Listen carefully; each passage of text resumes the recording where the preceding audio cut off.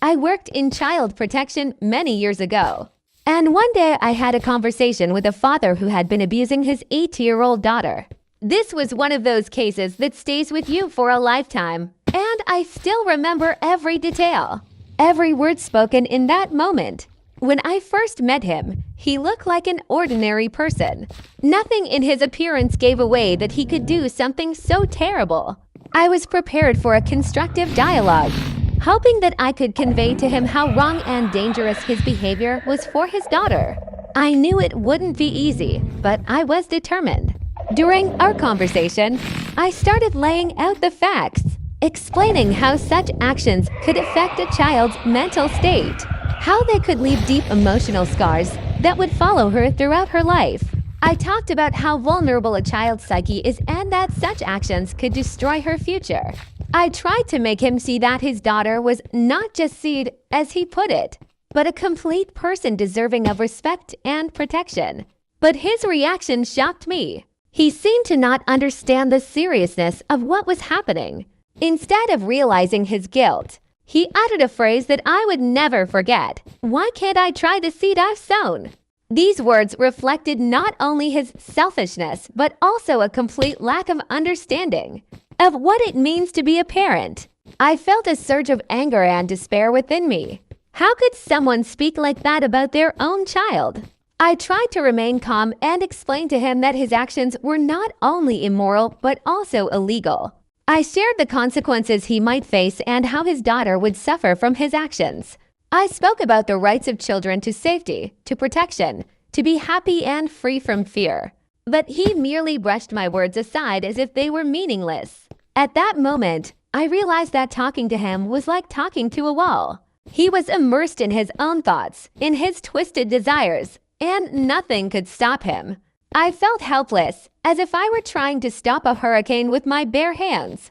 I began to understand that some people simply cannot comprehend the harm they cause, and how their actions can destroy the lives of others. I kept insisting that his behavior was unacceptable, but he just smirked and continued to repeat his words about the sown seed. It was like an endless loop with no way out. I tried to ask him questions that might make him think. How would you feel if someone treated you this way? Or what do you think will happen to your daughter when she grows up if you don't stop? But he just looked at me with cold indifference. Eventually, I realized that this conversation would lead nowhere. I gathered my things and left the room, feeling a heavy weight on my heart.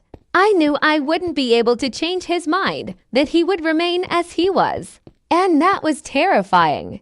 I couldn't understand how a person could treat their own child so cruelly. After that case, I thought a lot about how important it is to protect children and speak out about such issues. I knew I had to continue my work despite all the challenges. Every day I encountered new cases, and with each one, I realized that my work mattered.